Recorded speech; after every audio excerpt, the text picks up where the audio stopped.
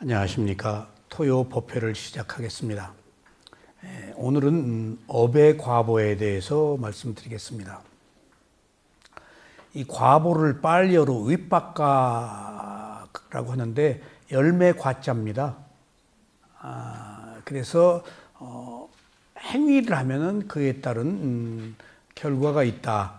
그래서 그 인과응보라고도 하고 원인과 결과라고도 하고 줄여서 과보라고 그래요.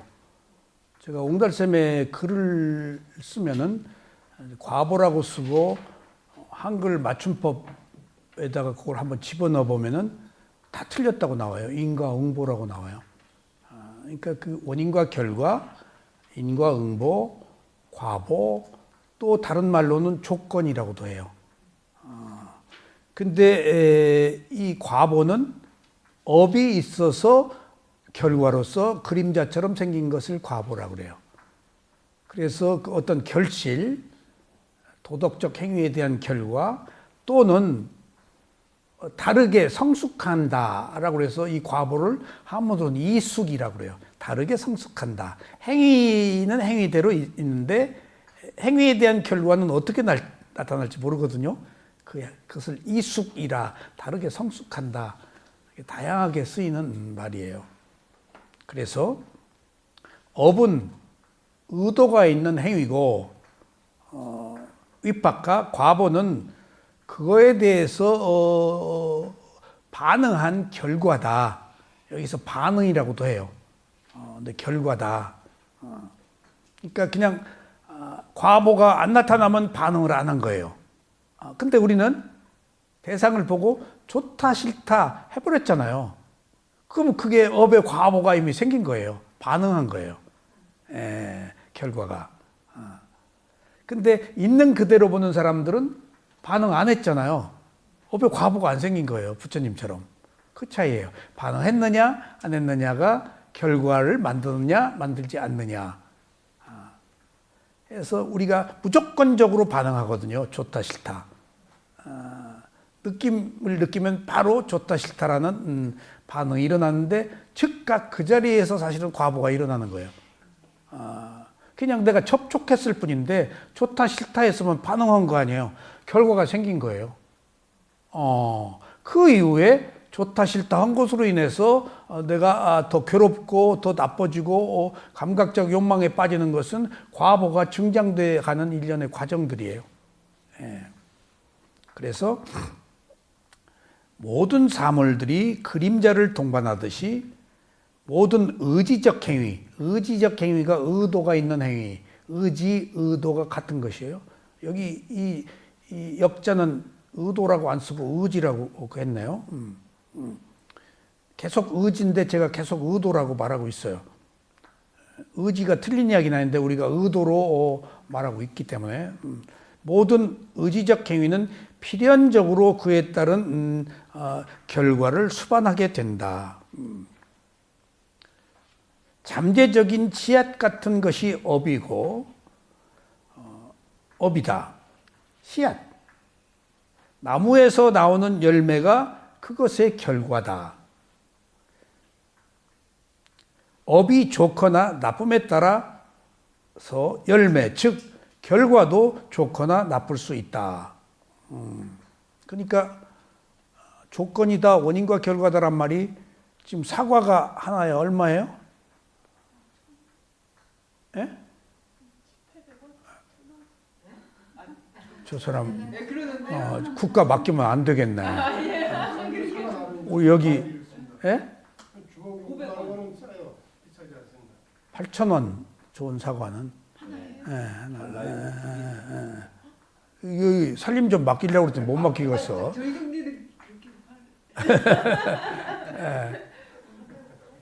그러면 열매 과보가 안 좋았던 거예요. 왜 안 좋았을까? 비가 많이 와서. 비가 많이 온 게 행위잖아.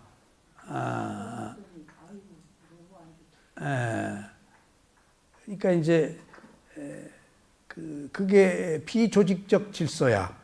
항상 있는 게 아니고, 그러니까 업이 조직적으로 계속해서 일어나는 것, 그다음에 그 뜬금없는 것, 그런 것들 통해서 일어나요.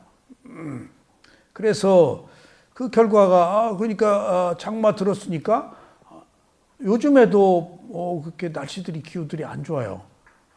기후가 바뀌고 있는 것 같아요. 여름에 얼마나 비가 많이 왔어요. 그러니까 그 과보로 과일이 안 좋을 수밖에. 그래서 병충해가 너무 많았대요. 그 얘기를 제가 말씀드렸죠. 약을 안 치면은 그나마도 딸 수가 없대요. 약을 많이 친다고 그러더라고. 그러니까 절대 깎아 먹으라고 그러더라고. 과수원 운영한 사람이 그러더라고요. 자, 업이 이지적이면, 업이 이지적이다 조금 어렵네. 이성과 지혜가 있는. 그래서 지성적이다. 그러니까 이성과 지혜가 있는, 이지적이다 할 때는. 업이 이지적이면, 이성과 지혜가 있으면 그 결과 또한 이지적이다. 이성적이고 지혜가 있다. 업의 씨앗의 자질에 따라서 행복, 기쁨, 불행, 비참함이 경험된다. 똑같은 것이라도 그걸 행복하게, 기쁨, 불행으로 비참하게 경험된다. 번영, 건강, 장수 같은 물질적 조건이 수반될 때 최상의 이익을 가져오는데 이것을 공덕이라고 한다. 공덕 그런데 이익, 좋은 결과, 공덕을 쌓는다. 좋은 이익을 얻는 것을 선행한다. 그 말이에요. 좋은 결과. 그러니까 이게 우연히 오는 게 아니다는 거지. 어떤 주어진 원인과 결과로. 그러니까 제가 좌충우돌 하면서 여러 가지 그 환난병고를 거치고 고생을 하고 그때마다가 열정이 많으면은 그 물불 안 가리고 나가거든요. 아까 내가 모두에 말씀드렸듯이 내가 운전하고 오면서 과거에 내가 운영하던 차를 끼어들게 했는데 그게 내가 운영하던 회사 차요. 순간적으로 얼마나 감회가 깊었어요. 그러니까 파노라마처럼 과거에 내가 살아온 날들이 주마등처럼 막 스쳐 지나가더라고. 다 그때는 모르고 살았어. 그냥 떠밀려서 살았고 자기가 하고 있는 것들을 진실하게 받아들이지 못하고 그냥 살았어. 욕망으로, 어리석음으로. 거기에 성냄도 있었겠지. 근데 그것을 돌이켜보니까 부끄러워. 얼굴이 화끈거리고. 그리고 모르고 살았네? 라고 했는데 지금 그러면 내가 알아? 과거보다는 조금 나아졌을지 몰라도 지금도 모르기는 마찬가지다라고 내가 또 다시 생각했어요. 지금 내가 또 그러면 알아? 오늘 지금 내가 하고 있는 일들도 지나고 나면 그때 모르고 살았네 또 할 거 아니야. 인간은 과정이구나. 그리고 나서 제가 불현듯 무슨 생각을 했는가. 뭐 어떤 시를 하나 내가 시가 막 나오더라고요. 문장이. 근데 마지막의 결론은 그런 어려운 날들이 있어서 고통 속에서 내가 이 수행을 할 수 있었구나 하는 걸 느꼈어요. 내가 이거 할 사람이 아니거든요. 어디 벼룩 튀듯이 튀어가지고 뭐 어디 가서 엉뚱한 내가 얼마나 많은 짓을 해요. 그 자제하고 있느라고 지금 애먹어요. 함에도 불구하고 이걸 할 수 있었다는 것은 그런 선투자, 고통의 선투자가 있었기 때문에 이 부처님의 가르침을 수행할 수 있는 이런 그 과보를 내가 받았구나. 고통이 고통으로 그친 게 아니었구나. 그 좌충우돌이 좌충우돌로 그칠 게 아니구나. 라는 생각을 하고, 결과를 우리가 지위, 돈, 명예, 그 물질적 인 것에 두지 않고 지금의 제 결과는 괴롭지 않은 삶. 우리가 행복하려고 그러는데 괴롭지 않은 게 행복이에요. 그리고 고요한 삶, 들뜨지 않은 사람. 그런 것들을 지금 최고의 가치로 두고 지금 살고 있기 때문에 사회에서 일어나고 있는 혼란한 문제, 이전 투구에 대해서 그렇게 큰 그 영향을 안 받아요. 모르는 사람들의 세계에서 모르는 사람들이 이전 투구하고 있네. 흙탕물에서 싸우느라고. 크게 뭐라고. 지나고 보면 다, 내가 아까 모두에, 그때 몰랐네. 모르고 했네. 라고 할 것들을 지금 목숨을 걸고 있잖아요. 그런 것처럼 모든 것들이 일어나고 사라지는 연속적 과정에서 결과적으로 마지막에 무엇을 얻을 것인가, 그 가치관이 무엇인가 함에 있어서 늘 하는 이야기지만 부처님의 가르침보다 더 뛰어난 가치관이 있을까 하는 생각을 해요. 은현 씨가 어떤 죽은 여인에 대한 찬상, 그 옹달샘 글을 지난 걸 올렸는데 내가 그 얘기를 했을 거예요. 저희 집사랑 대학교 친구가 제가 수행을 한다니까 자기 친구 좀 한번 봐달라고 두세 차례 연락이 왔어요. 친구 좀 한번 가서 걔가 암으로 죽어가고 있다고. 그래서 찾아갔죠. 했더니 어느 예술단체 회장의 부인이에요. 근데 자기 대학교 친구인데 같은 과는 아니었는데 딱 가는데 죽어가고 있더라고요. 병색이 완연하고. 모르는 게 없어요. 세상 이치를 다 꿰고 있어요. 이거 문제구나 나 싶었어요. 그리고 수행도 다 알고 있어요. 나만 모르고 딴 사람들 누구 그냥 다 알고 있어요. 너무 많이 아는 게 문제구나. 관념으로 아는 거야. 그런데 내가 너무 많이 아니까 어떻게 내가 얀마에 와서 고해 스님한테 배우고 이 수행을 들여온 초기 멤버인데 제가 제가자니까 아마 그렇게 그 사람들 회자 되지는 않았던가 봐요. 제가 그렇게 뭐 또 유명해지려고 그런 사람도 아니고 제가 작은아마 그냥 제게 주어진 일을 하는 정도로 그치고 있기 때문에 모르는 사람이 없어. 나도 알고는 있었대. 근데 딱 첫 마디가 나 가르치려고 왔어요. 그래서 보통 센 사람이 아니야. 딱 첫 마디에 나 가르치려고 왔어요. 딱 거부하는 거지. 내가 누군데 너 나를 가르치러 왔어? 그래서 아니에요. 제가 친구 데려 왔어요. 확 낮췄지. 그랬더니 자세가 그 말 한마디에 조금 무너지기 시작하더니 자기 마음을 조금 열더라고. 그런데도 딱 끝까지는 안 열어. 그래서 그냥 서로 탱탱거리다가 접근이 안 돼. 그 남마에 대한 접근이 워낙 알고 있게 고정 선입관이 많기 때문에. 그래서 그냥 또 필요하면 언제든지 찾아오겠다. 우리 친구 합시다. 그랬더니 그 자기 친구를 날 보낸 사람한테 그렇게 좋아하더래. 자기 보고 친구하자고 그랬다고. 그래서 내가 친구의 입장이 돼서 진정으로 친구, 연령 차이는 있지만은 와서 얘기 좀 합시다 하면은 가주려고 그랬어요. 내가 해줄 얘기들이 좀 있었기 때문에. 끝내 연락이 없고 죽더라고요. 그래서 그 죽은 여인의 잔상이 죽었다는 얘기를 듣고 그 간극, 아르마리가 많기 때문에 그 간격을 조금 좁혔으면 좋았을. 나는 그 관념으로 아는 것, 지식으로 아는 것이 아닌 실제로 아는 것, 리얼리티. 그런 것들을 조금 내 체험을 통해서 말해주고 싶었거든. 근데 인연이 거기까지밖에 안 닿았어. 그러니까 그것도 과보예요.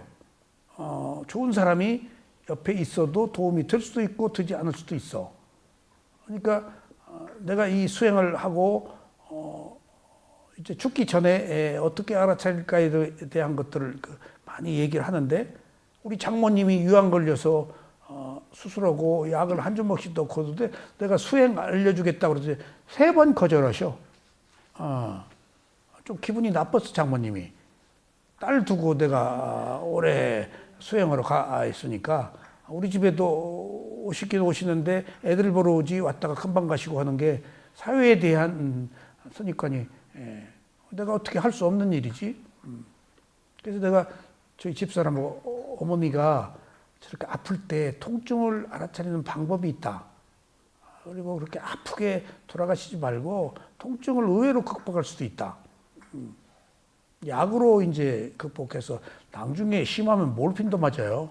암 환자들. 그러니까 애들 끝까지 안 받아들여서 인연이 안 됐구나. 우리 어머니는 이 수행하기 전에 돌아가셔서 내가 알려줄 기회가 없었고, 그것도 이것도 다 그걸 업의 과보라고 그래요. 그러니까 우연히 되는 게 아니에요. 어떤 조건의 성숙이기 때문에 안 되는 것은 안 되는 거예요. 했어 안 되는 것을 되게 할 필요도 없어요. 그래서 행복과 불행 뭐가 됐든지 그 최상의 이익을 가져오는 것을 공덕이다. 그래서 공덕은 이익을 가져오는 거예요. 좋은 결과를. 수반되는 물질적 조건들이 불리할 때 그것들은 위난으로 알려지고 있는데, 고난, 재난, 위험, 위난으로 알려지고 있는데, 여기에 빈공, 질병, 단명 같은 것도 과보로 나타나는 거예요, 지금. 그러니까 가족이 일찍 죽었다? 젊은 나이에 내가 짐승을 살생한 거예요. 그래서 짐승의 짝을 해친 거예요. 그 과보를 받는 거예요. 병이 많다, 비난을 받는다, 업의 과보예요, 그게.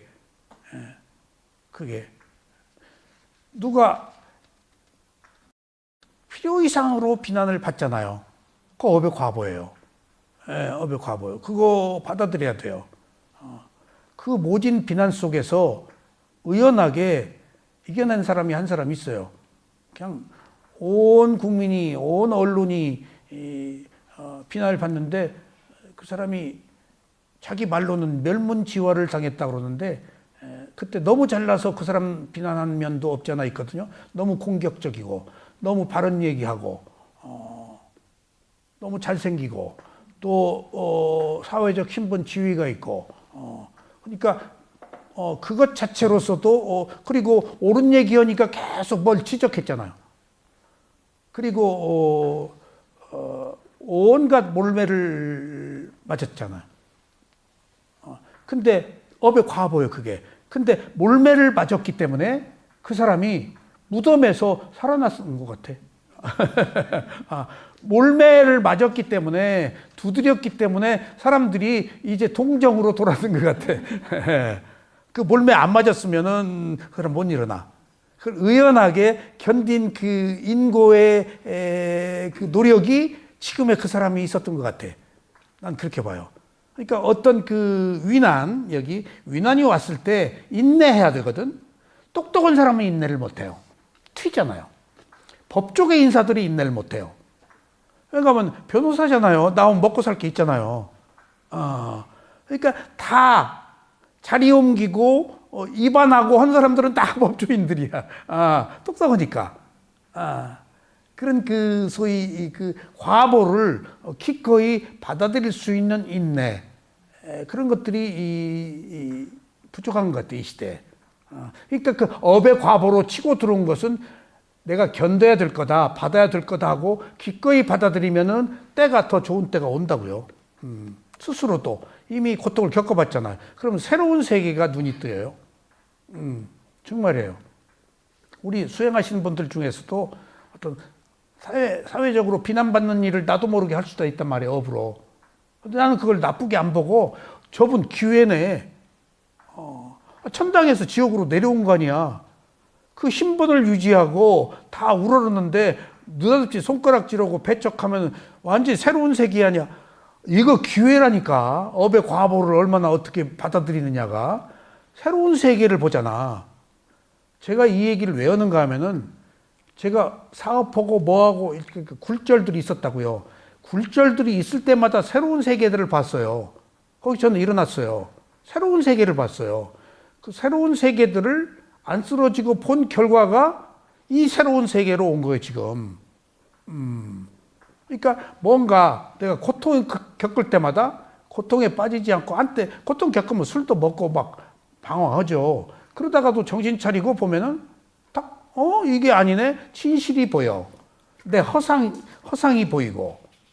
그러면 이제 조금 더 관념에서 실제로 허상에서 진실로 가고 있는 거예요, 지금. 그런 과정을 통해서. 꼭 우리가 이런 과보를 나쁘게 볼 것만도 아니라고요.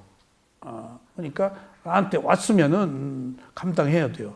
분야짜리님도 지금 수술하고 얼굴이 좀 헬쑥한데 과보를 받은 거예요. 에? 뭐가 보이든가 새로운 게? 보이는 얼굴인데. 그런 같이 지금 우리들에게 주어진 인과는 불가피한 것, 원인과 결과로 온 것이면 기꺼이 받아들이고 그걸 떨어졌다 생각하지 말고 그 얘기가 지난번 얘기했잖아요. 그걸 버리라고 생각하지 말란 얘기지. 원인과 결과로 생각을 한 거지. 예. 그 다음에 그것을 행운이라고 생각하지도 말란 얘기지. 행운이다 버리다 똑같은 거 아니야. 그 땡 잡았다. 재수 없다가 아니야. 이게 올 것이 왔다. 그러면 업을 그렇게 보자는 얘기지. 예? 올 것이 왔을 뿐이야. 거기서 우리는 있는 것들을 긍정해서 받아들이고 새로운 활로를 열 수가 있다고요. 자, 그래서 업은 세속적 의식의 도덕적, 비도덕적 형태를 의미하며 윗박과 과는 세속적 의식의 결과적인 형태를 의미한다. 과는 세속적 의미. 그러니까 과가 없으면은 출세가 아니지. 그러니까 과는 세속적인 거예요, 다분히. 반응한 것은. 아셨죠? 그러니까 인과가 있는 사람도 있고 없는 사람인데 없는 사람은 출세간적이야. 그러니까 과거는 물리적이고 세속적인 의식의 결과다. 그리고 지금 이 뒤에를 제가 보니까 자 부처님이 이 세상의 모든 것을 안다라고 말씀하셨을 때 한 인간의 몸과 마음을 안다. 그 일체 전부 모든 것이다. 라고 했는데 한 인간의 몸과 마음이 인간으로만 태어나는 게 아니고 31개의 존재의 세계에서 윤회하잖아요. 이게 인간만을 얘기하진 않아요, 부처님이. 공간까지도, 그러니까 지옥, 축생, 악귀, 아수라, 인간, 색계, 무색, 욕계, 색계, 무색계까지를 아우르는 인과, 원인과 결과를 말씀하시니까 우리가 인간 하나만도 잘 모르겠는데 부처님이 말씀하시는 얘기는 31개의 존재의 세계가 원인과 결과로 어떤 형태로 어떤 마음가짐으로 어떤 조건으로 옮겨가는 것을 다 설했기 때문에 우리는 모르는 거예요. 우리 것만도 우리가 이해하기가 어려운데 그래서 인연법은 업의 적용 범위는 붓다밖에 모른다라고 하는 의미는 31개의 존재계에 살고 있는 모든 생명이 윤회하고 있기 때문에 그걸 부처님은 다 보고 하시는 말씀이기 때문에 우리는 알 수가 없는 거예요. 부처님만 알지. 그러니까 단지 그것을 원인과 결과로만 알자. 그래서 그것들을 우리는 알 필요가 없는 것들을 부처님은 과학처럼 진리이니까 모든 것들을 다 밝혀서 드러낸 것이 아비담마거든요. 경전에서는 이런 얘기 안 하세요. 아비담마에서는 분석이니까 다 얘기를 하세요. 아비담마는 일반 대중들이 알아야 될 필요가 없는 내용들이기 때문에 하지만은 어떤 세상의 질서, 형이상학적이고 하학적인 것을 뛰어넘는 그런 질서가 있는 것은 부처님이 한번 말씀을 하셔야 될 거 아니에요. 그래서 그것을 천인들에게 설했지 인간들에게는 설하지 않으셨어요. 그래서 지금 아비담마 논장이 복잡한데 사실은 우리가 알아야 될 부분과 알지 못해야 될 부분도 있다. 근데 지도자들은 알면 더 좋겠죠. 그래서 우리가 아비담마 논장에 관해서는 필요한 것들은 우리가 섭취하되 불필요한 것들은 이렇게 떨려버릴 수도 있어야 돼요. 그러니까 숫자, 분석, 그런 것들로 들어가 버리면은, 숫자의 모양의 관념에 휩쓸려 버려요. 그래서 아비담마의 대가가, 모곡사야두가 수행자가 왜 아비담마를 배워야 되냐라고 한 것은, 배울 필요는 있겠지만은 너무 집착을 하면은, 지적 함정에 빠질 위험을, 결국은 깨달음이니까. 그러니까 모곡사야두가 아비담마의 대가가 그런 그 이율배반적이지만 그런 최고의 아비담마 법문을 하시면서도 계속 사람들에게는 여기 복빌러 오지 말라. 여기 복비는 사람은 오지 말라. 라는 경책을 계속 주신 것은 우리가 알아야 될 부분과 또 벗어나야 될 부분들을 함께 제시하신 것 같아요. 그래서 밑에는 조금 어렵습니다. 그래서 넘어갑시다. 자신의 도덕적, 비도덕적 사고의 필연적인 결과로서 경험되는 의식의 형태들은 감각적 세계, 욕계에 속한 결과적 의식이다. 그러니까 욕계는 아름다운 세계라서 상상을 할 수 없을 정도로 아름답대요, 욕계가. 그 욕망이 있잖아요. 남녀가 있고 아름다움과 추함이 있어요. 그 몸에서 향기가 나고, 그 유리 궁전 같은 궁전들이 너무 화려하대요. 욕망의 화신들이 가는 곳이기 때문에. 그러니까 욕계천상은, 근데 색계는 아니잖아요. 고독한 것이고, 모여 살지 않고 혼자 살고, 색계는 선정으로 계속 억눌러 가지고 그 욕망을 억제한 곳 아니에요. 그런데 중요한 사실은 붓다나 아라한들이 욕계천상에서 내려와서 아라한이 돼요. 물론 색계 부색계에서도 올 수도 있지만, 그러니까 적절하게 욕망이 필요한 세계에서 즐기다가 욕망의 한계를 느낀 사람들이 이제 깨달음을 얻어요. 막 너무 쥐어짜지 마세요. 그럼 수행 못해요. 그러니까 대표적인 것이 여기 칼을 앞에다 놓고 길 없는 길에 그게 나오나? 칼을 앞에다 놓고 수행하다가 가보니까 뭐 선열이 낭자했다. 졸았으면 찔릴 거 아니야. 그거 매우 위험한 수행이 뭔지를 모르는, 위파사나가 뭔지를 모르는 선정에서만 하는 얘기예요. 그러면 안 돼요. 그게 수행이면 안 되지. 왜 칼에 찔려? 졸리면 자야지. 자고 나중에 몇 분 하면 좋아, 그거. 제가 늘 드리는 말씀이지만은 수행이 잘 되면은 졸음과 함께 있어요. 왜? 뇌파가 뛰는 속도가 베타 상태에서 자지 않으면서 잠을 자는 상태로 뇌파가 떨어져 있기 때문에 치유 능력이 있고 지혜가 나는 거예요. 그러니까 잠과 함께 있는 거예요, 수행이. 까딱까딱 하는 게 더 자지 않으려고. 근데 잠은 안 된다? 그런 것은 현실을, 잠을, 본능을 배격하고 투쟁하고 있는 거예요. 그럼 투쟁하면 안 돼요, 위파사나는. 뭐든지 받아들여서 있는 대로 알아차려야지. 아셨죠? 그러니까 지금 제가 한국에 와서 위파사나를 배운 뒤에 느끼는 그 어떤 벽이 수행을 잘 모르고 있다는 거예요. 억누르고 뭐 정신 통일하고 뭐고 막 하는 게 수행인 줄 아는데 그것은 고난의 행군이에요. 삼보일배 같은 거예요. 시성을 나약하게 해요. 이지적인 것들을 오히려 떨어뜨려요. 그냥 어떤 족구든지 있는 그대로 놓고 봤을 때 거기 너머에 있는 무상고무화를 보는 것이지, 극단은 나를 크게 악에 바치게 해요.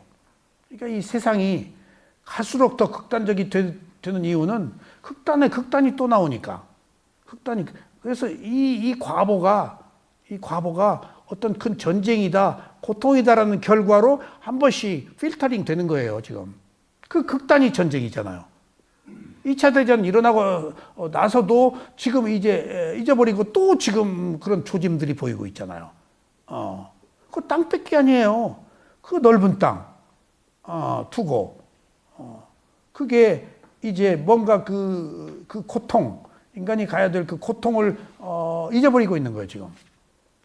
그 어리석음이 쌓여가면 그렇게 전쟁으로 뭘로 폭발해버려서 한번 필터링 하는 거예요. 정화시키는 거예요, 지금. 아마 정화될 겁니다. 이번 전쟁을 통해서 조금 우리들의 어리석음을 알 거 아니에요. 그러니까 보십시오. 캄보디아 그 폴포트 정권이 200만 명을 죽였다. 해골들이 거기 있다며. 그 무엇 때문에? 이데올로기 때문에? 무엇 때문에? 근데 어떤 그 사상, 어떤 자기 집착에 함몰돼서 있어서는 안 될 일들을 하는 것들이 인간의 어리석음이거든요. 자아가 있는 어리석음. 그런 것들이 불가피 가속도가 붙다가 한 번씩 필터링이 되니까 이제 정화가 되겠죠. 독일이 1차 대전, 2차 대전 전쟁을 일으키고 지금 군사 무기 재무장을 못 하고 있는데 독일이 이제 국방비 증액을 하더라고요. 슬슬 독일이 무장하기 시작하면 또 그것도 문제예요. 독일이 무장하기 시작하면 독일 국민이 순진하고 단순해서 힘이 커졌다 하면은 힘 자랑을 하는 사람들이거든요. 그게 어떤 그 흐름인 것 같아요. 그래서 저는 조금 다른 차원에서 좀 여러 가지 측면이 국뽕이 아니고 지금 한국은 이 지난한 시대를 잘 이겨내면은 경제적으로나 군사적으로나 인간적으로나 상당히 더 나은 미래를 맞이하지 않을까 하는 여러 가지 조짐들이 보여요. 우리들이 우수하잖아요. 그런 의미에서 지금 정신 차려야 될 때구나, 좋은 외교를 펴야 될 때구나 하는 생각들을 해요.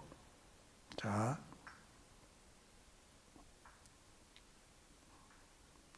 형상의 세계, 그러니까 색계죠. 속한 결과적 의식의 5가지 형태와 형상이 없는 세계의 부색계에 속한 결과적 의식 4가지 형태는 윗바깥 과보로 온 업의 열매다. 그러니까 바꿔 얘기하면 우리가 인간으로 태어났다. 지옥, 축생, 악귀, 아수라, 욕계, 색계, 부색계는 과보로 간 것이지 우연히 간 게 아니다. 과보로 간 것이다. 원인과 결과로.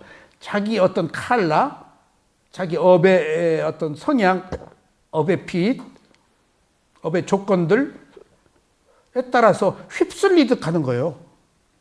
휩쓸리듯. 내가 어떤 삶을 살았어? 죽기 전에 어떤 마음을 가졌어? 그럼 그 마음가짐의 세계로 즉각, 조건 없이 시공을 초월하는 거니까 즉각 가서 다음 생을 받아요. 선정 수행한 사람은 색계 부색계 가겠지? 위파사나 수행 열심히 한 사람은 인간으로 태어나서 또 도구화를 성취하겠죠? 그런 것들이 다 업의 결과로서 오는 것들이지 우연이 아니다. 우리는 자신이 뿌린 것을 이 삶 또는 미래에 태어나서 언제 어디선가 반드시 거두어야 됩니다. 그러므로 오늘 우리가 거두어 드리는 것은 현재의 삶 또는 전생에 뿌려놓은 것들입니다. 엊그제 수행을 열심히 하신 분 한 분이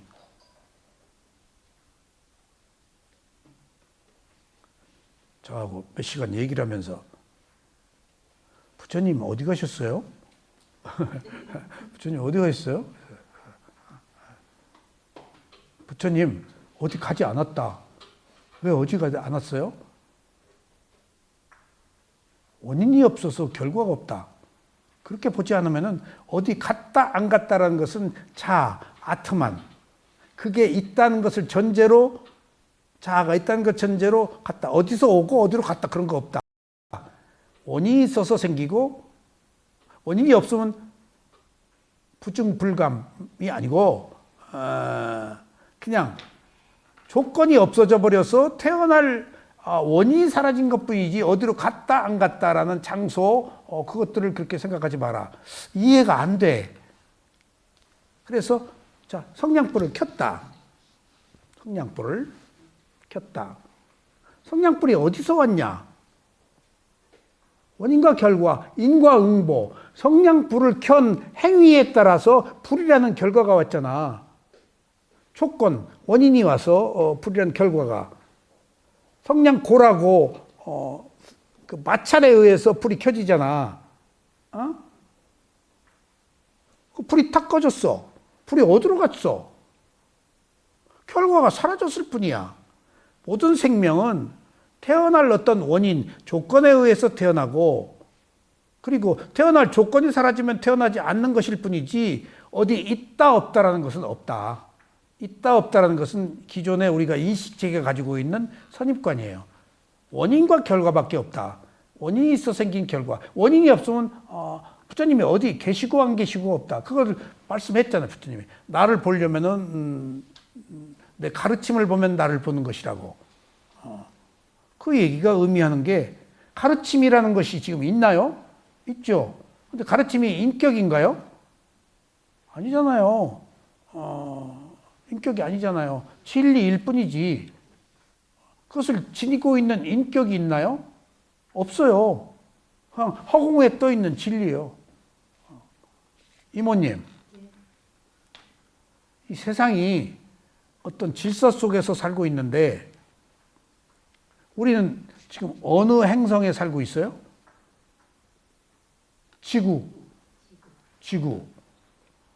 그 옛날에 그 행성 하나가 충격해가지고 달이 지구에서 떨어져 나갔단 말도 있어요. 이제 지구가 23.5도 기울어져 있고 그런데 지구가 돌고 있죠? 태양을 향해서. 그 어떤 에너지들이 있을 거 아니에요. 이 지구가 얼마나 무겁겠어요? 이모님 몸 하나도 무거운데. 예? 땅이며 이 빌딩이며 산이며 그 무거운 지구가 지금 공중에 떠 있어요. 땅바닥 위에서 돌고 있어요? 떠 있어요. 풍대예요, 그게. 그러니까 우리가 뛰어넘는 상상을 넘는 그 거대한 지구가 어떤 자체적 동력 에너지로 지금 돌면서 지금 허공에 떠 있는 거예요. 예, 떠 있는 거예요. 그러니까 그 상상을 초월한 그 무게가 떠서 돌아가고 있다는 것을 상상해 보면 우리들의 인식의 한계를 뛰어넘는 거 아니겠어요? 에너지들이 움직이고 있는 거예요.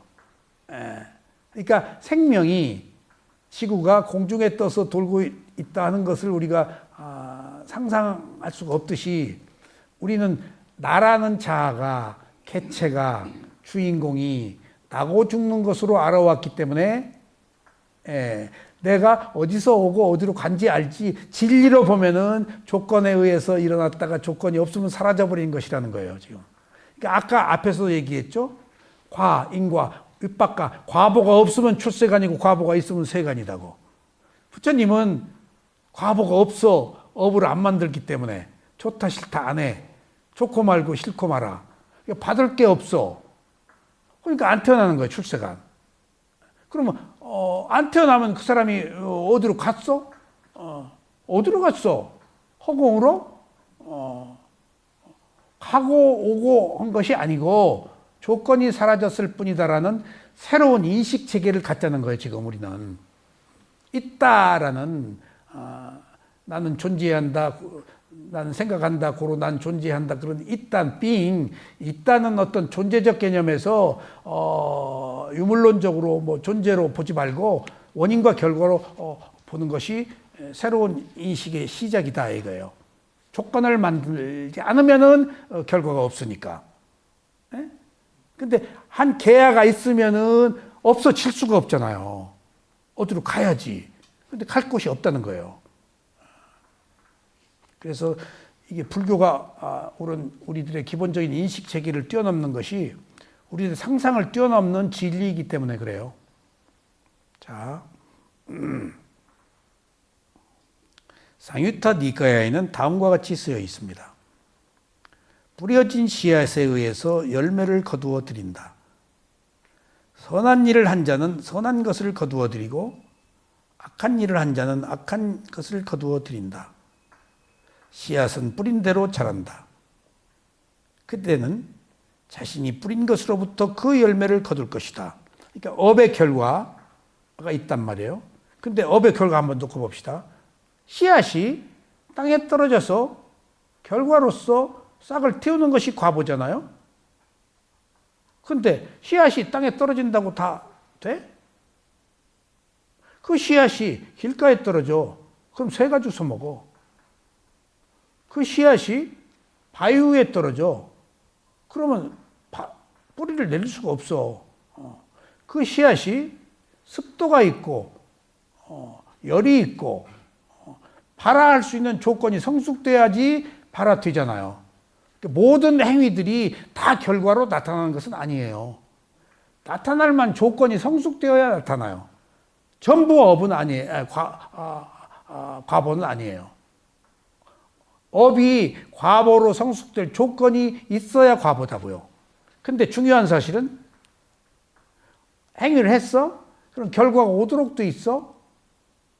근데 내가 과거에 한 행위에 결과가 오도록 돼 있는데 더 중요한 사실은 내가 현재의 나의 행위가 현재가 가장 우선하니까 업이 올 수 있는 조건을 만들어야 오지 업일 수 있는 조건을 안 만들면 안 와요. 출세관에 가면 업이 안 와요. 과보가. 내가 안 받아들이고 통과해버리고 몰라서 그랬어? 그럴만해서 그랬어? 그랬어? 괜찮아? 알고 바로 라고 대거리를 안 하고 반응을 안 하고 걸리지 않으면은 결과가 안 생겨. 이게 업의 특성이에요. 그러니까 과보는 이때 과보가 생길 조건을 성숙시켜야 과보가 온다. 내가 성숙시키지 않으면 안 온다. 그게 붓다가 제시한 길이에요, 우리들에게. 반응하지 말아라. 알고 말아라. 반응하면은 새로운 원인을 만들어서 그에 합당한 과보를 받는다. 이 얘기입니다. 그래서 열매를 거둔다. 여기 그 말은 없지만은 전부 모든 행위가 다 결과로 나타나는 것은 아니다. 그리고 우선순위가 있잖아요. 뒤에 나와요, 우선순위가. 내가 한 행위가 우선순위로 오도록 되어 있는데 계속 밀려. 아주 멀어져. 그러면 그거 안 와요. 안 와요. 그러니까 언제쯤, 몇 생 전, 언제적 업이 올지는 또 몰라요. 그게 잠재되어 있다가. 자, 업은 어떠한 외적인 간섭이나 지배자와는 독립적으로 그 자체와의 영역에서 법칙에 따라 작용한다. 어떤 외적 조건이 아니고 어떤 지배자에 의해서가 아니고 그 자체의 힘으로 굴러간다. 누구도 개입 못한다 하는 얘기예요, 이게. 신도 개입 못하고 부처님도 개입 못한다. 자체적인 힘으로 원인과 결과로 굴러간다. 그러니까 이것을 조금 주의 있게 기울이면은 모든 행위들이 자체적인 업의 결과로 지가 한 행위, 지가 받기 때문에 남 탓할 것도 없어요. 다 지가 한 행위 과보를 받고 있고 앞으로 받을 그 연습을 하고 받는 연습하고 있는 것일 뿐이에요. 낱낱의 문제들일 뿐이에요. 그런 의미에서 본다면 이 세상의 혼론이 무질서한 것 같지만은 원인과 결과라는 일정한 질서 속에서 진행되고 있는 거예요. 그래서 꼭 12연기의 원인과 결과는 윤회하는 것들은 누구에도 개입할 수가 없다. 오직 자체의 힘이다. 그러니까 여기서 이미 신이 떨어져 나가요. 조상이 떨어져 나가고 부모가 떨어져 나가요. 형제 자매도 떨어져 나가요. 오직 자체의 힘이에요. 조건에 의해서 결합되어서 잠시 얽혀 있을 뿐이지 결국은 혼자 태어나서 혼자 살다가 혼자 죽는 고독한 길을 가요. 업의 본성은 그에 따른 결과를 만들어내는 잠재성을 갖고 있습니다. 원인이 결과를 만들며 결과가 원인을 설명해 줍니다. 씨앗이 열매를 생산하고 열매가 그 씨앗을 설명해 줍니다. 이러한 것들이 그들의 관계성입니다. 업과 그 과보도 이와 마찬가지입니다. 인류의 공통적 운명인 행복과 불행은 그러한 원인들의 필연적 결과들입니다. 불교적 관점에서 보면 그런 결과들은 초자연적인 전지전능한 지배자가 선한 행위를 한 자와 악한 행위를 한 자에게 보상이나 벌을 내리는 것이 아닙니다. 저 스스로 한 대로 받는 거예요. 어떤 유실론자는 전생을 무시하고 일시적인 현세의 삶과 영원한 미래의 삶으로 모든 것을 설명하려고 시도한다면 그는 사후의 진리를 믿거나 또는 현재의 행복과 운명을 하늘 위에 앉아서 인류의 운명을 결정하는 전지전능한 신에 의해서 결정되는 축복과 저주라고 생각할 것입니다. 그럴 소지가 많죠. 그런데 이치로 따져놓고 보면 오직 자가발전의 힘으로 원인과 결과로 진행될 뿐이다. 여기 누구도 개입되지 못한다.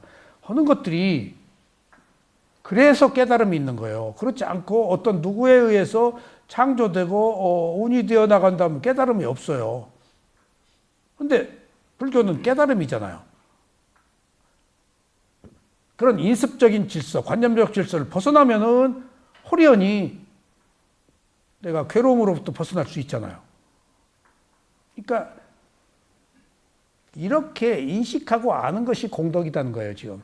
이것을 알기까지는 어떤 고정관념, 인습적인 사고를 벗어나서 진리를 알고자 하는 사람에게 진리가 오거든요.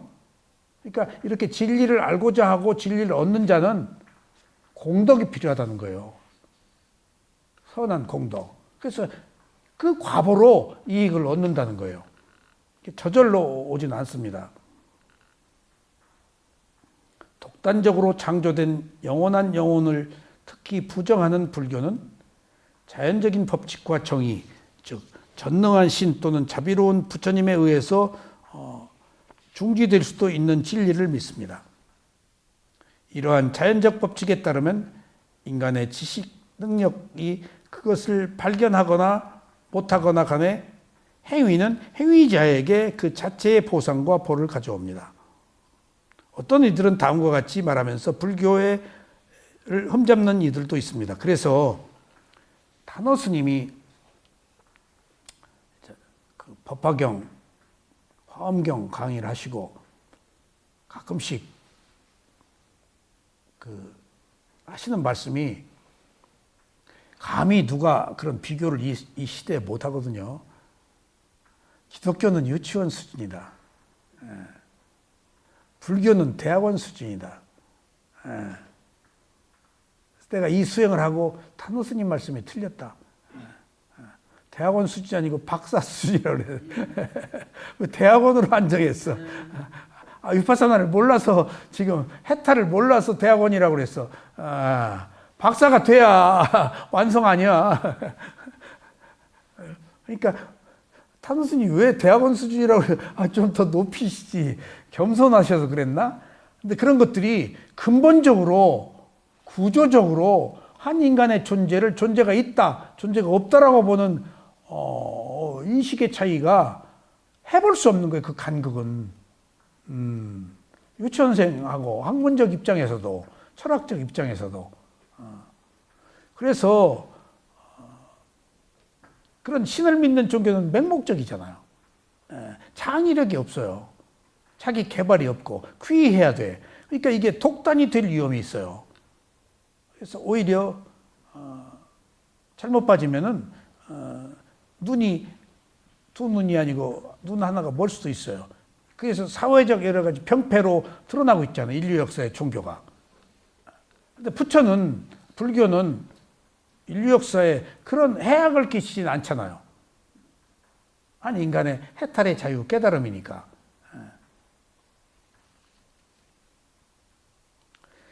마찬가지로 불교도인들도 또한 불쌍한 자들에게 이렇게 말하면서 업의 교리를 마약을 처방하고 있습니다. 이제 유물론자들이네, 이게 광산주의. 당신은 전생의 악한 업 때문에 현생에 가난하게 태어났다. 그는 전생의 선업 때문에 부유하게 태어났다. 그래서 당신은 가난함에 만족해야 하며 다음 생에 부유하게 살기 위해서 좋은 행위를 하여라. 당신은 지금 전생의 악업 때문에 억압을 받고 있다. 그것이 당신의 운명이다. 가난하게 살면서 어려움을 이겨내라.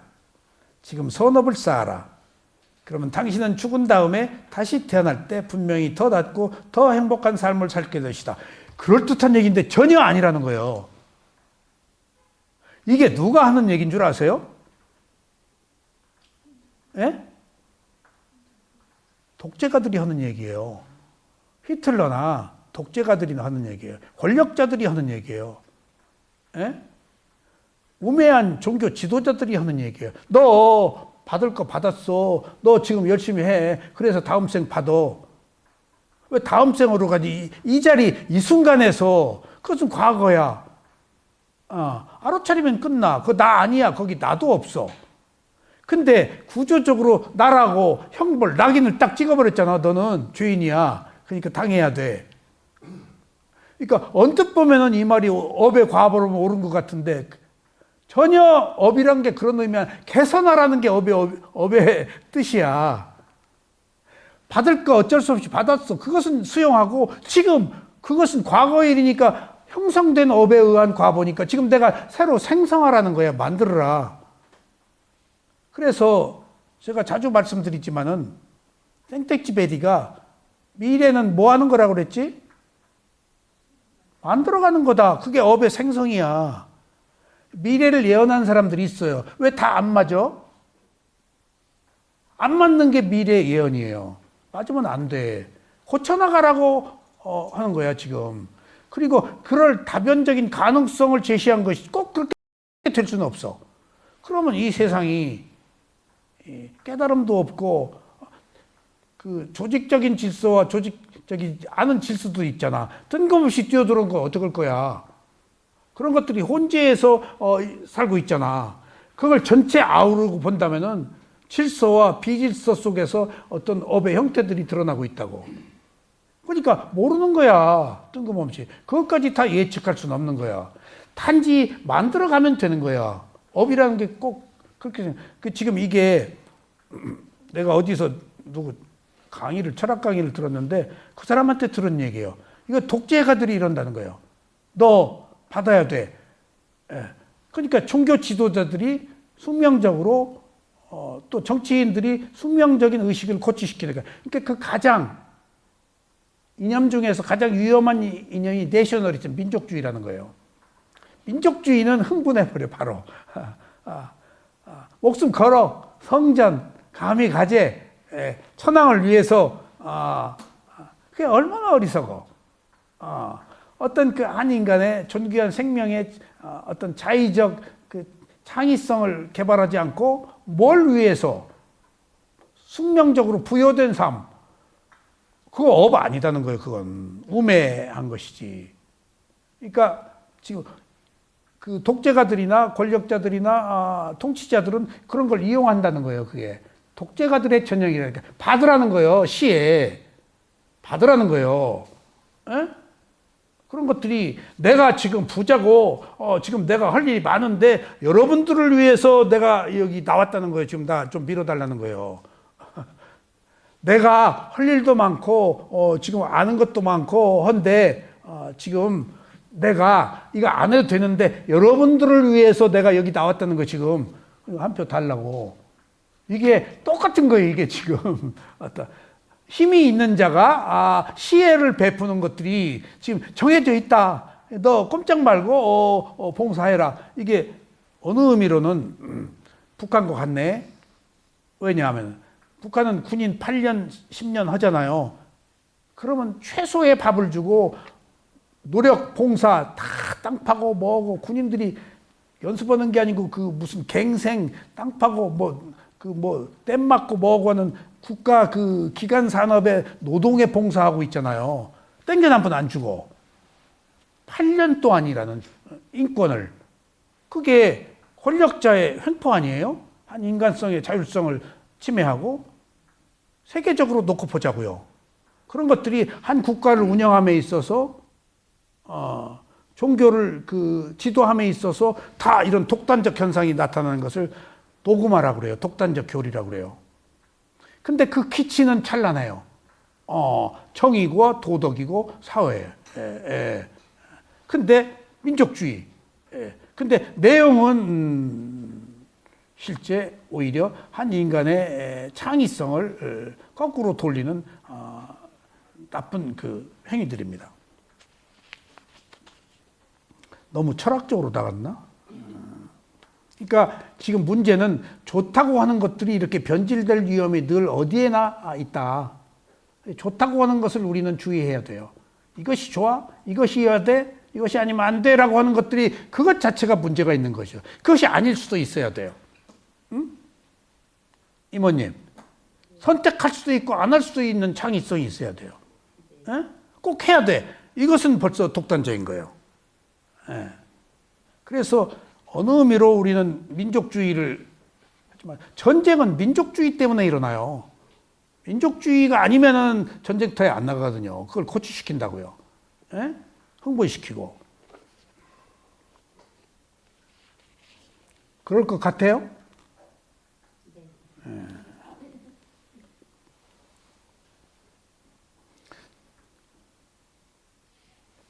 당신은 지금 전생의 악업 때문에 억압받고 있다.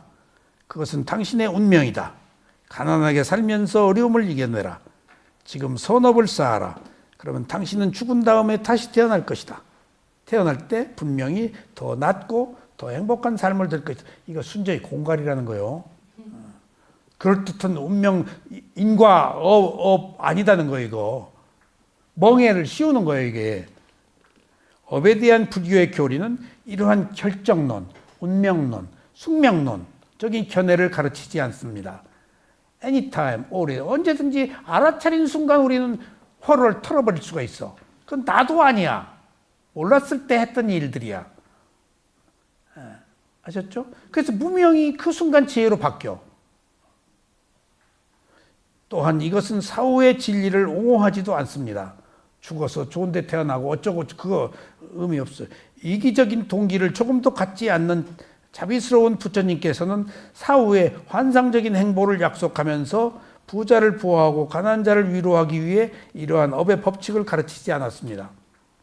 헌대로 받으니까 불교의 업의 교리에 의하면 사람은 항상 운명에 의해서 지배받는 것은 아닙니다. 왜냐하면 업은 우리가 어쩔 수 없이 복종해야 하는 어떤 신비스럽고 알려지지 않은 힘이 부여한 운명이나 사전 결정이 아니기 때문이다. 그래서 가변적인 거예요. 그러니까 예측 불허야. 맞지 않아야 돼. 내 마음이 한순간에 바뀔 수도 있잖아. 치인이 들어와서 나를 도와줄 수도 있어. 모르는 거예요, 이게. 수많은 행위에 어떤 업이 치고 들어올지 몰라. 가변적이에요. 그래서 내 마음을 선하게 먹으면은 안 좋은 일보다는 좋은 일이 오겠지. 근데 내 마음이 부정적이면은 좋은 일이 오도록 돼 있는데도 나쁜 일이 오도록 내가 끌어들이는데 이 마음, 내 마음이 아닌데 이 마음의 변덕을 어떻게 할 거냔 말이에요. 그래서 알 수 없다는 거예요. 예정되어 있는 것도 오질 않아요. 그러니까 here and now, 지금 항상 현재가 중요하다는 거예요. 현재 어떤 마음을 먹느냐가 올 업도 멀어버리고 안 올 업도 내가 끌어들인다는 얘기예요. 그래서 수행밖에 없다는 거예요. 수행은 두 가지 크게 이익이 있는데 현재의 수행을 해서 몸과 마음을 알아차리는 순간 청정해지잖아요. 지금 바로 나타나 수행은. 내일 모레가 아니고 지금 이 순간 번뇌를 끊잖아. 호흡 알아차리면서. 적어도 호흡을 보는 순간 내가 없어. 그리고 탐진치의 지배를 받지를 않아. 세상에 지금 당장 이 순간에 내가 수행의 이익을 얻어. 두 번째 이익은 이 순간에 지혜를 얻어. 그러면 탐진치가 없어져요? 없어지지 않아요? 숨어 있어요.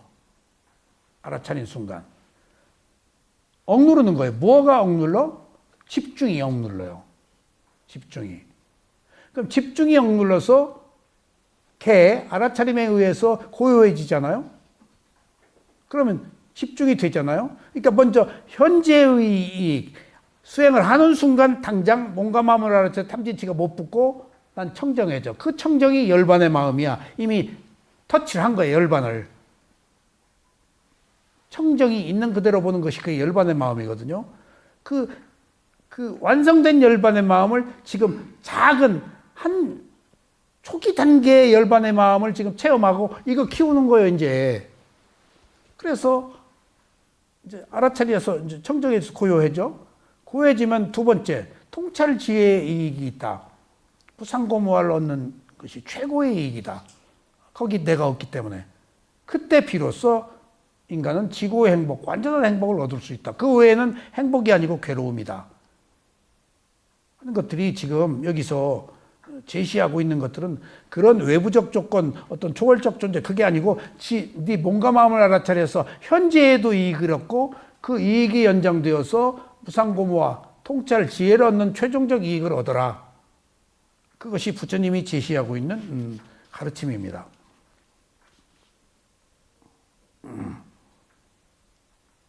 불교의 업의 교리에 의하면 사람은 항상 운명에 의해서 지배받는 것은 아니다. 왜냐하면 업은 우리가 어쩔 수 없이 복종해야 하는 어떤 신비스럽고 알려지지 않은 힘이 부여한 운명이나 사전 결정이 아니기 때문이다. 인간은 자신이 한 행위를 자신이 거두어들이지만 또한 어느 정도는 업의 진행을 바꿀 수 있는 능력이 있다. 이게 인간이 가진 특권이에요.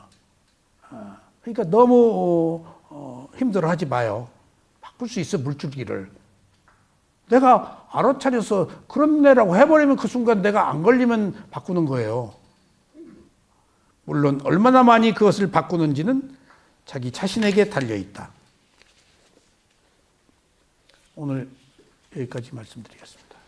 다음 시간에